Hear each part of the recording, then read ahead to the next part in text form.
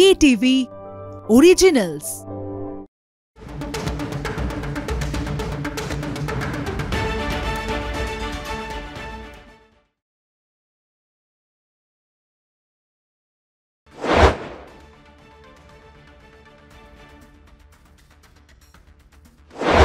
শুরু করছি stadium bulletin.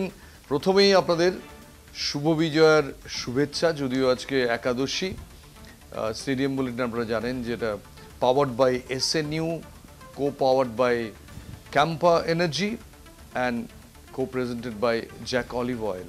আমার সঙ্গে কলকাতা টিভির assistant sports editor Joyjyoti Ghosh প্রতিদিনের মতোই, এবং এখনো অবধি কোনো নাড়ু, কোনো মিষ্টি, কোনো পান্তুয়া, কোনো হালুয়া খোঁজ আছে ওর কাছ থেকে, এটা যদি আপনারা মনে করেন তাহলে কমপ্লিটলি ভুল করবেন। ও যথারীতি খালি হাতেই এসছে। না, আমি কিন্তু পান্তুয়া খাওয়াচ্ছি। আমি জানি না আপনার টেবিলে হয়তো পৌঁছায়নি এখনো পর্যন্ত। পান্তুয়া মোটামুটি আজকে আমি খাইয়েছি অনেককে এই কলকাতা টিভিতে। তাই আনফর্চুনেট যে আপনার কাছে এখনো আসেনি। শো এর পর আপনার কাছে দুটো পান্তুয়া চলে যাবে। এটা কিসের জন্য? এটা তো বিজয়া এবং এশিয়া কাপ জিতেছে একসঙ্গে, মানে একসঙ্গে একবারে সেলিব্রেশন। এশিয়া কাপ বলতেই মনে পড়লো যে এই এশিয়া কাপ থেকে আরও বেশি করে এমন একটা অসন্তোষের দাবানল বা পারস্পরিক একটা আবহ এত খারাপ মেঘলা হয়ে গেছে যে তার রেশ আজও চলছে। আজও দেখলাম যে ভারতের যিনি সামরিক বাহিনীর চিফ দ্বিবেদী, তিনি আজকে বলেছেন যে পাকিস্তানকে মনে রাখতে হবে যে পাকিস্তান যদি মানচিত্র থেকে উধাও হয়ে যে না যেতে চায়, পাকিস্তান যদি তার ইতিহাস ভূগোল থেকে নিশ্চিহ্ন হয়ে না যেতে চায়, তাহলে তাদের অনেক বেটার বেটার করতে হবে। এবং সেকেন্ডলি বলেছেন যে অপারেশন সিঁদুরের সময় ভারতীয় সেনা অনেক সংযম দেখিয়েছে, এবার কিন্তু সংযম দেখাবে না। এটা অদ্ভুত সময়। যে এশিয়া কাপে 3টে ম্যাচ আমরা দেখলাম খেলতে, 14, 21, 28, একটা থেকে আরেকটা যেন পরিস্থিতি আরও খারাপ হলো। এবং ফাইনালি ওই ট্রফি নিয়ে যেটা ঘটলো সেটা তো সবচেয়ে খারাপ হলো। এবং হয়ে দেখা যাচ্ছে ক্রিকেট সাধারণত দু দেশকে অনেক সময় কাছাকাছি আনতো, যেমন পিং পং ডিপ্লোমেসি 70s ছিল। তারপরে ভারত পাকিস্তান 78 থেকে বিভিন্ন সময় ইউজ করেছিল ক্রিকেটকে দু দেশের মধ্যে পারস্পরিক এই অসন্তোষের মনোভাব, বৈরিতা, এটাকে কমানোর মলম হিসেবে এই প্রথম দেখা গেল যে ক্রিকেট বরঞ্চ ওটাকে আরও বাড়িয়ে দিল। কি বলবে? অবশ্যই এটা নিয়ে কোনো দ্বিমত নেই। এবং এরপরেও যা পরিস্থিতি যাচ্ছে সেটা আরও উত্তরোত্তর বৃদ্ধি পাবে। মানে আমরা জানি যে সামনে 5ই অক্টোবর ম্যাচ আছে মহিলা ক্রিকেট বিশ্বকাপেও, সেটাও ভারত বনাম পাকিস্তান, এবং সেখানেও একই ডেকোরাম কিন্তু ফলো হবে। অলরেডি দেবজিৎ সাইকিয়া, যিনি BCCI সেক্রেটারি, তিনি কিন্তু বলে দিয়েছেন যে জিনিসটা আপনারা এশিয়া কাপে দেখেছেন সেটাই হবে, কোনো হ্যান্ডশেক হবে না, কোনো ফটোশ্যুট হবে না। ঠিক একই রকম যুদ্ধের আবহে ম্যাচ হবে। তবে তার আগেও কিন্তু অনেক রকম বিতর্ক শুরু হয়ে গিয়েছে। এক পাকিস্তানি ক্রিকেট কমেন্টেটর যা মন্তব্য করেছেন সেটাতেও কিন্তু বিতর্কের আগুন। 5ই অক্টোবর ম্যাচ, তার ঠিক 48 ঘন্টা আগে প্রথমটা। আমার যেটা আমি জানি না জয়জ্যোতি, ট্রফি না নেওয়া এই ব্যাপারটা নিয়ে হোয়াট ইজ ইয়োর টেক? তোমার কি মনে হয়? ট্রফি আমার মনে হয় নেওয়া উচিত, কারণ ট্রফিটা যখন জিতেছে, এবং সেক্ষেত্রে ওটাও একটা ডেকোরাম যে ACC প্রধানকেই দিতে হয়। যদি সেই ডেকোরাম মেনটেন করতে হয় তাহলে করতে হবে। এবং তারপরে যে সিনারিওটা হলো, এবং কিছু কিছু জিনিস, মানে আমি জানি না, মিডিয়া এখন সোশ্যাল মিডিয়ার যুগ, এত খবর ভাইরাল হয়, কোনটা সঠিক কোনটা ব্যাঠিক। একটা খবর ভাইরাল হয়েছে যে মহসিন নাকভি নাকি ট্রফি নিয়ে পালিয়ে গিয়েছেন। এই খবরটা কিন্তু সত্যি নয়। মানে ওই যে ট্রফিটা ACC যে সদর দপ্তর রয়েছে, যেটা মানে যেখানে খেলা হয়েছে সেখান থেকে 4 কিলোমিটার ডিস্টেন্স, সেই এশিয়া কাপ ট্রফিটা সেই সদর দপ্তরই রয়েছে। মহসিন নাকভি বলেছেন একটা কথা, মানে মহসিন নাকভিও নিজের জায়গায় স্টিক, তিনি ছেড়ে দিতেই পারতেন তার জায়গাটা, কিন্তু এটাই হয়তো মানে মাঠের বাইরের যুদ্ধটা লড়ার আপ্রাণ চেষ্টা করছেন। হয়তো ফাখার জামানরা পারেননি, তবে মহসিন নাকভি চেষ্টা করছে যে তারা যাতে মাঠের বাইরের যুদ্ধটা জেতে। এবং তিনি বলছেন যে যদি এখানে এসে কালেক্ট করে আমার হাত থেকে তাহলে কোনো অসুবিধা নেই। যেখানে প্রেজেন্টেশন সেরিমনিতে সূর্যকুমার যাদব যাননি, তাই এটা হাস্যকর এবং টোটালি হাস্যকর যে তিনি আবার দুবাইতে যাবেন এবং মহসিন নাকভির কাছ থেকে সেই এশিয়ান ক্রিকেট কাউন্সিলের সদর দপ্তরে সেই ট্রফিটা গ্রহণ করবেন। বাট আমার একটাই বক্তব্য, সেটা হচ্ছে যে তুমি যখন মনে করছো যে ওই টুর্নামেন্টে তোমার শত্রুরা খেলছে, এত শত্রু যাদের সাথে তুমি হ্যান্ডশেক অবধি করবে না, এত শত্রু যে তুমি তাদের থেকে ট্রফি নেবে না, তোমায় যেতে কে বলেছে? তুমি যাচ্ছ কেন? আমি তো মনে করি যে ওই ট্রফিটা ভীষণ ইম্পর্টেন্ট ছিল, কারণ আমি পাকিস্তানকে 3বার হারিয়েছি। পাকিস্তানকে হারানোর সমস্ত সৌর্য লেগে আছে ওই ট্রফিতে, এবং কে দিচ্ছে না, একটা পাকিস্তানি দিচ্ছে, মানে একটা পাকিস্তানি অ্যাকনলেজ করছে যে আমরা ফাইনালে ওদের হারিয়েছি। আমার তো মনে হয় ওই ট্রফিটা কাশ্মীরে যে জওয়ানরা লড়ছেন, ওটা কাশ্মীরে নিয়ে গিয়ে জওয়ানদের মধ্যে রাখা উচিত ছিল। সূর্যকুমার যাদব বলছেন যে আমি উৎসর্গ করছি, উৎসর্গ নয়, ওটা ফিজিক্যালি নিয়ে গিয়ে কাশ্মীরে জওয়ানদের মধ্যে দাও এবং জওয়ানরা সেলিব্রেট করুক। এই ট্রফি না নেওয়ার মানেটা কি? তাহলে খেলছো কেন? তুমি হ্যান্ডশেক করবে না, ট্রফি নেবে না, খেলছো কেন? হ্যাঁ, আমরা মনে হচ্ছে যে গভর্নমেন্টের হয়তো মনে হয়েছিল যে তারা এত বিরূপ প্রতিক্রিয়ার জন্য প্রস্তুত ছিল না, টিম তুলে নাও, সবচেয়ে ভালো। আমি একটা টুর্নামেন্টে খেলবো, নিয়ম মানবো না, এটা কি ধরনের? এটা তো একটা অদ্ভুত ব্যাপার যে আমি টুর্নামেন্টে আছি অথচ টুর্নামেন্টে আমি কোনো কিছুই করব না। আমি তো জানতাম যে এশিয়ান ক্রিকেট কাউন্সিলে আমি খেলতে এসেছি টুর্নামেন্টে, এখানে প্রধানই ট্রফি দেবেন, তাহলে এই মানে ডাবল স্ট্যান্ডার্ডটা কেন? হঠাৎ এখন মেয়েদেরও বলা হচ্ছে হ্যান্ডশেক না করতে, কোথাও যাবেন না। খুব ইন্টারেস্টিং একটা আলোচনা হচ্ছে। বিরতির পর আরেকটা ইন্টারেস্টিং বিষয় নিয়ে আপনাদের কাছে আসবো, খুব দ্রুত ফিরছি। ফিরে এলাম বিরতির পর। সো ভারতের মহিলাদের ওপর এখন প্রচুর প্রেশার।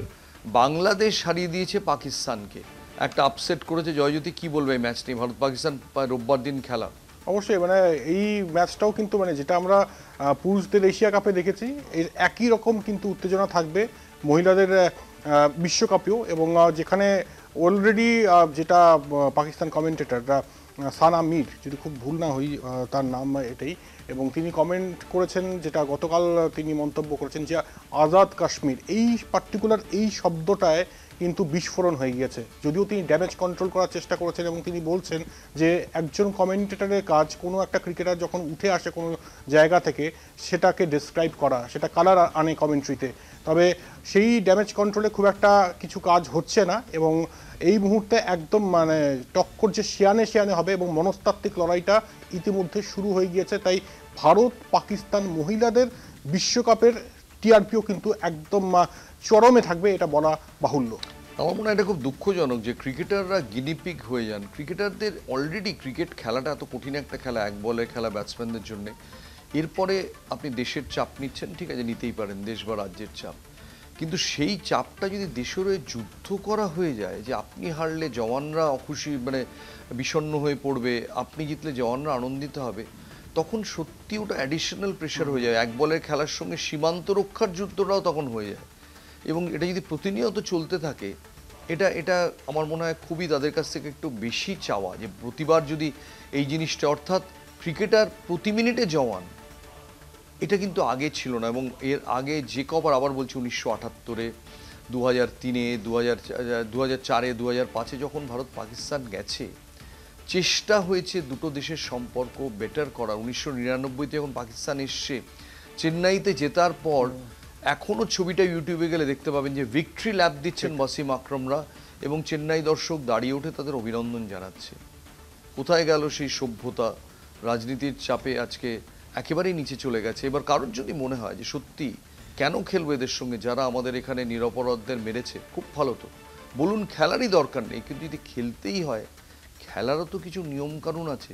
সেই নিয়মকানুনগুলো না মানলে কি করে হবে? মনে করুন আপনি ফুটবল খেলছেন, খেলার আগে দুজন অধিনায়ক একটা করমর্দন করেন, বিশ্বকাপ ফুটবলের যে কোনো লেভেলে, স্কুল লেভেলেও করেন, রেফারি দাঁড়িয়ে থাকেন, করমর্দন করেন। আপনি বললেন আমি করমর্দন করবো না, এটা কি হয় নাকি?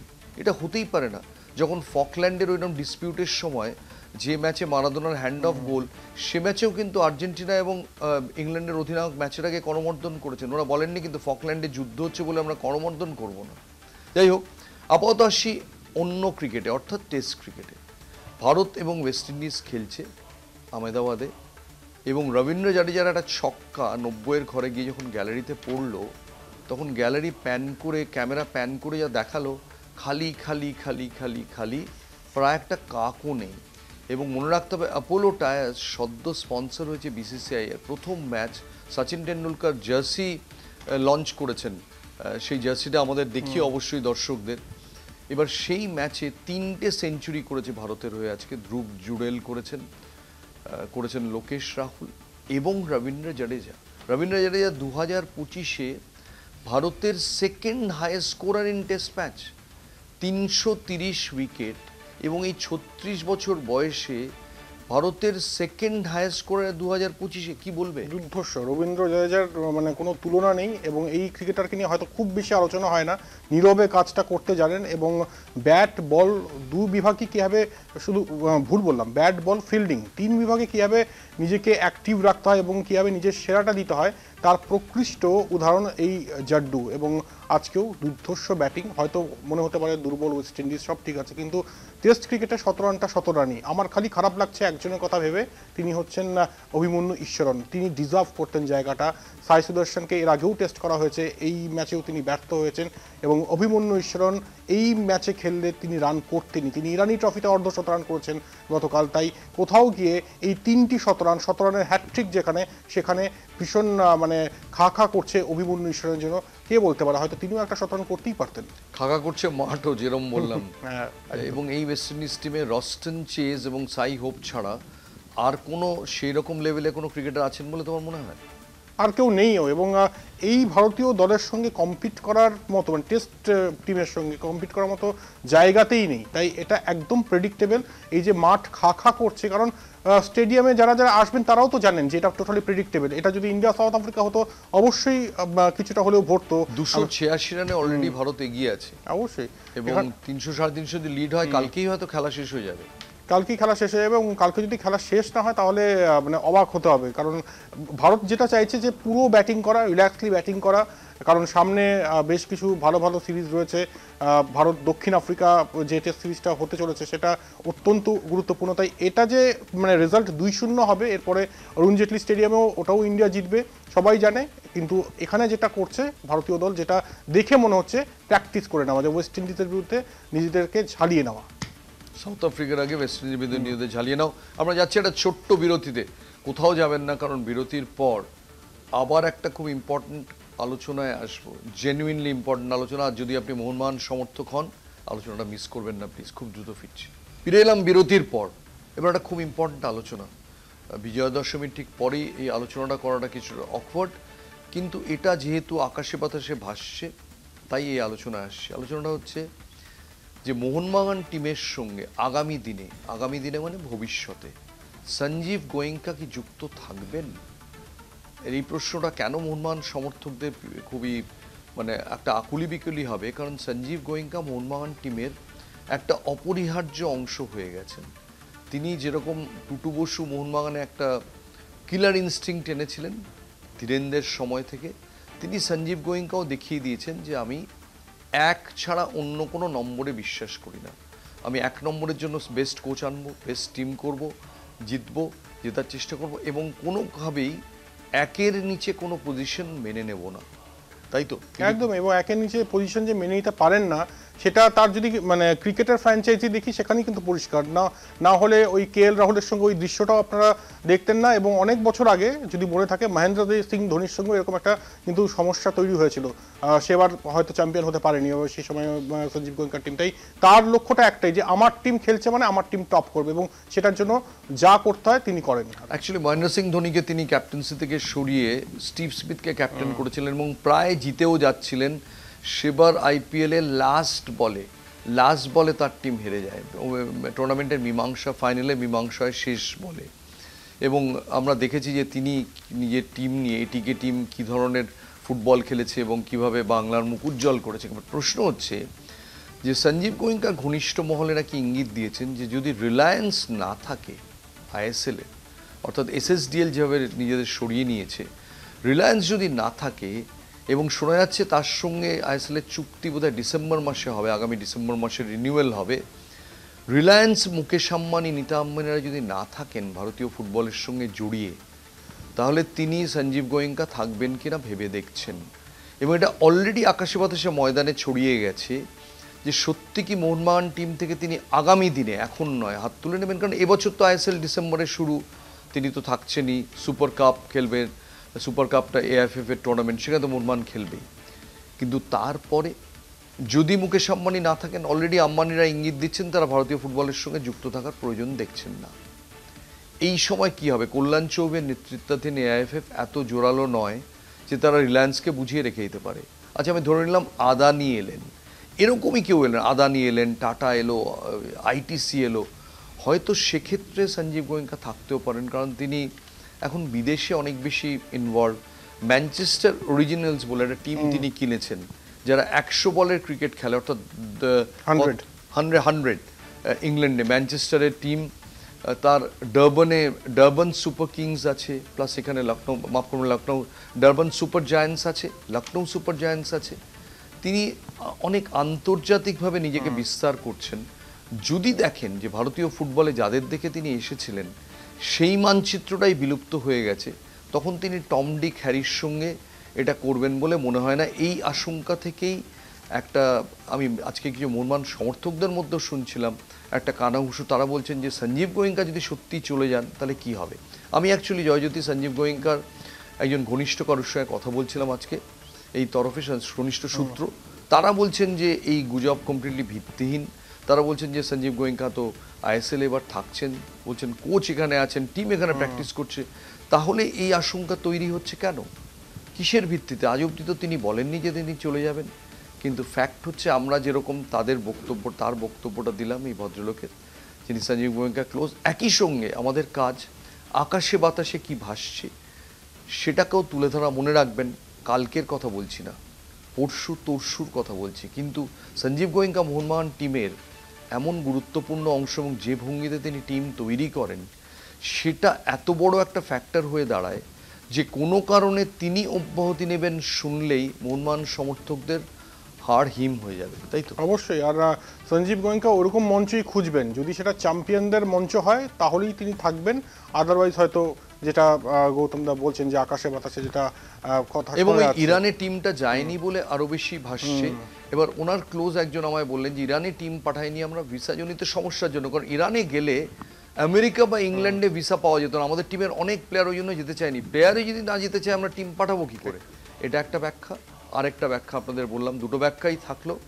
যাই হোক, আজকের মতো এখানেই শেষ করি। এটা শেষ করে জয়জ্যোতির পাঠানো পান্তুয়া খেতে যাব। জানি না সেটা হজম হবে কিনা, কিন্তু আপনারা সবাই ভালো থাকবেন। আবার আপনাদের জানাই শুভ বিজয়ের আন্তরিক শুভেচ্ছা এবং বড়দের প্রণাম। ভালো থাকবেন।